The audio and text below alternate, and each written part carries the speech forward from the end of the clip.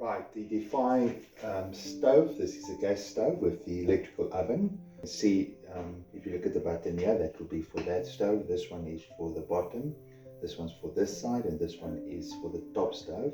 When the electricity is on, it's very simple. You turn it, push it down, it will click and it will switch on. See, if there's load shedding, then you're going to need a match. You can light the match, take it down, and as you can see, keep it down and you've got it going. If you need to put it lighter, there we go, put it harder, there we go, and you can just switch it off. Cleaning very easily. You just remove this. You can also remove these buttons and you can just give it a clean if you want to. And that's applicable to the others. If you look at the oven is electrical. So you've got your 3 buttons. This is your light, you'll have your bake. At the top here you've got your roast.